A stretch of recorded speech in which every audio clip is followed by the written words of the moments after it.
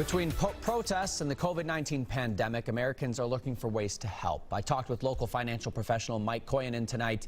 He has advice on how to donate safely and wisely. All right, Mike, let's get started with the first question. What do we need to know before we make a donation? I think it's important to know where is your dollars going, or even if you're giving a physical donation, it's important to know, is your money or donation going towards the cause? A good rule of thumb to look when you're at charities is 2/3 of your money going towards that cause.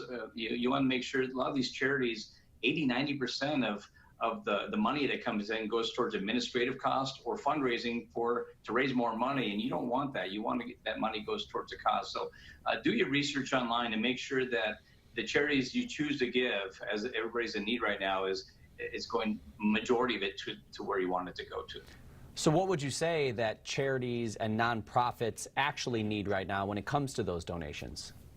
Yeah, some are asking for food, some are asking for supplies. The most lenient way is, cash is king, when it comes to these charities, especially what's going on in the world, but especially locally in Minneapolis with the tragedies going on. A lot of charities are in need. And if you're going to give supplies, the problem is they might not have the warehouse or the storage facilities if they get too much supplies, or if you give food, they might not have the proper storing facilities for food, and the perishable items could go bad. So money is going to be the best thing you can do if you can give to charities right now, because it gives them the leniency to give for them to use it wherever the best place possible. Always good to remember we're in the midst of a pandemic, and we've learned that because of the coronavirus, the government made some changes to help nonprofits. So what new information do we need to know about that? Yeah, unfortunately, because of the tax reform, which has been a great benefit a couple of years ago for a lot of people, it actually has eliminated a lot of people from itemizing their tax returns because the standard deduction has been raised up. So 9 out of 10 people are not itemizing. So to give an incentive is for those who are not itemizing for 2020, if you're a single filer, you can write off $300 to charities. For couples, up to $600. But for those who are itemizing, you can actually write off 100% of your adjusted gross income. Prior to this, the year was 60%. But for 2020, they've raised it to 100% of your adjusted gross income for those big givers out there. And even for corporations who are giving, in the past, it was 10% of their adjusted gross income. Now it's 25%. So it's allowing the big givers, the big donors out there to give even bigger. Unfortunately, when there is always a great need, there are people who are trying to take advantage of the donors and the organizations that need the help. So what, when it comes to scammers, how are they trying to take advantage of this situation? Yeah, you said it. Anytime there's a tragedy, they're trying to profit off of people's emotions right now. And just be very wary of charities that sound like a charity. They could be a little twisted name off. People who are sending emails right now to give, try not to give by emails, the email phishings, people calling over the phone, encouraging to give over the phone. We always recommend send information. If it's a true charity, they can send that information in their financials to make sure it's a legit organization. Never give cash. You want to have always a receipt, and you want to make sure that's paid by a check. And some are even recommending they're going to wire you the money to them. And unfortunately, there's just a lot of that. It's important to check with the Federal Trade Commission on their website. They usually list the most recent scams that are going on right now, and you can report them there as well if there is any.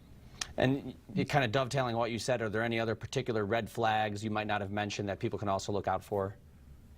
Yeah, I get phone calls, even people saying you donated last year and we appreciate your giving. So can you just, increase, we count on you to give this next year. And this charity specifically that's called, and a few of them have done this, are not even ones I get given to, because we keep records and I know which ones we specifically give to. But those are the main things when it comes to the scammers. It's been door knocking. They're even door knocking for you to give cash right now. You should never be pressured to give in a time of need like this.